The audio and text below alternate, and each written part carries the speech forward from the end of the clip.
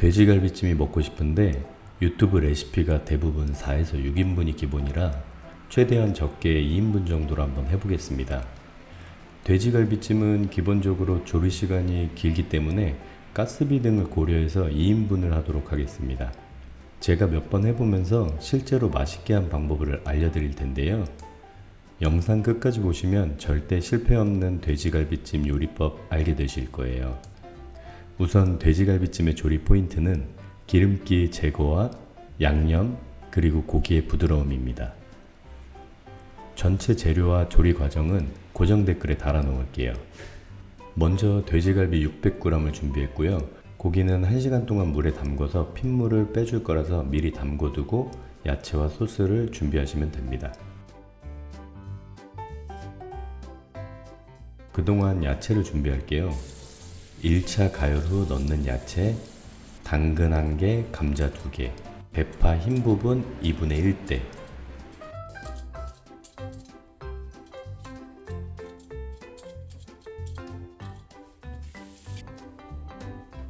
당근과 감자는 조금 크게 썰어주고요. 대파는 비스듬히 썰어주시면 됩니다.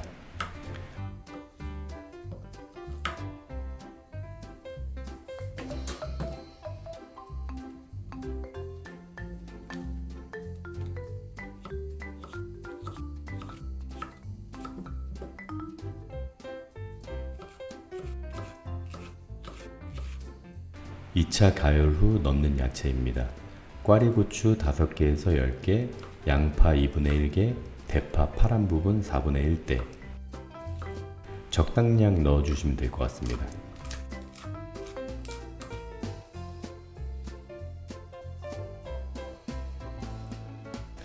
그리고 이제 소스를 준비해 줄게요. 양조 혹은 진간장 60g.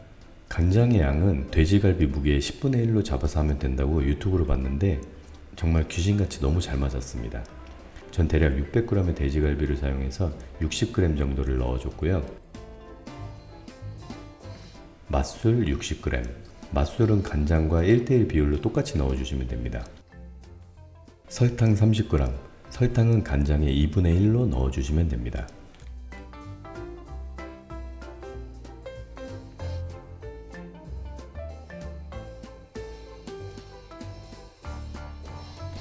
생강즙이나 생강가루 4분의 1스푼, 고기양이 1kg 정도 되면 반 스푼 정도 넣어주시면 될 것 같아요. 이렇게 고기 비율로 양념을 넣게 되면 고기 양에 따라 간이 아주 잘 맞고 양념에 대한 실패 확률이 매우 적습니다. 그리고 물은 이따가 넣을 텐데요. 포인트는 고기가 잠길 때까지 넣어주시면 됩니다. 제가 영상에는 못 담았는데 30분 정도 지나서 물을 한번 갈아주시면 좋거든요. 네, 그리고 지금 이제 1시간이 돼서 핏물은 다 빼고 불순물을 한번 세척해 줬습니다. 그리고 비계가 많은 부분은 제거를 해줄 텐데요.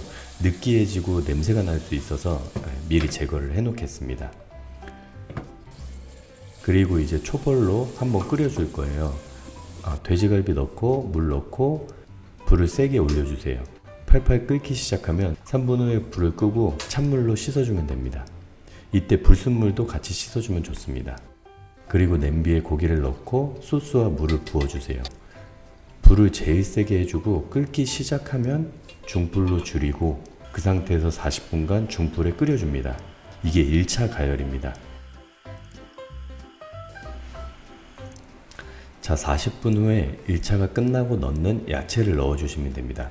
저는 야채를 넣기 전에 기름이 둥둥 떠 있는 걸 봐서 그걸 조금 걷어내줬어요. 전 느끼한 게 좀 많이 싫거든요. 네, 그리고 야채를 넣고 이전과 같이 중불로 30분을 더 끓여줄 거예요. 이게 2차 가열입니다. 이때에는 처음에 한번 저어주시고 10분마다 바닥에 늘러붙지 않게 한 번씩 저어줄게요.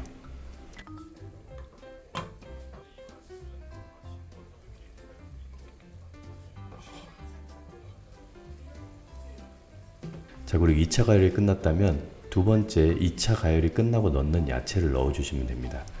후추를 적당히 뿌려주시고요. 소스가 많이 남았다면 야채를 넣고 센 불로 볶아주시면 되고요. 만약 소스가 별로 없다면 야채를 넣고 한번 저어주고 약불로 살짝 졸여주시면 됩니다. 고기나 야채가 으스러지지 않게 조심히 저어주시면 됩니다. 약 3에서 5분 정도 볶아주고 2차 야채가 조금 아삭함이 남아있을 때 불을 꺼주시면 됩니다. 이렇게 만들어졌고요. 그릇에 담아봤습니다. 갈비찜은 1인분보다는 조리 시간이 길기 때문에 2인분 정도를 해두고 드시는 걸 추천드립니다. 살도 야들야들 오래 걸린 보람이 있습니다.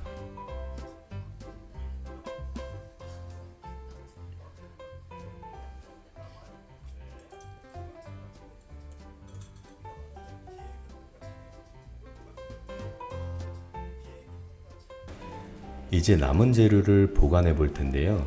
저는 돼지갈비가 남지 않았는데 혹시 1kg나 2kg짜리 구매하셨다면 500에서 600g씩 소분해 두고 냉동 보관을 추천드립니다. 드실 때에는 전날 미리 냉장고에 꺼내 두고 24시간 정도 후에 조리하면 좋고요.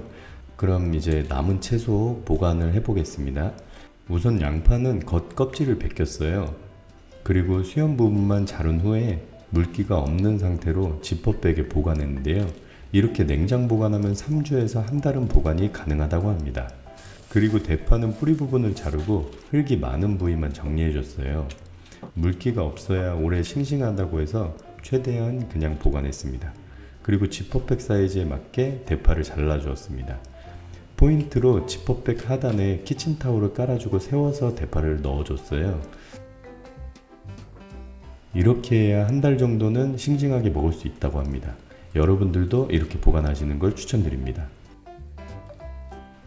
보관이 귀찮기는 하지만 또 다른 요리할 때 이걸 사용할 수 있어서 돈도 적게 들고 또 남은 야채들이 있으면 귀찮더라도 요리를 하게 되는 좋은 효과가 있습니다. 양파와 대파는 정말 활용할 곳이 무궁무진한데요. 각종 볶음류, 조림류, 찌개, 국, 스테이크 구울 때도 좋고요. 라면에도 넣을 수 있죠.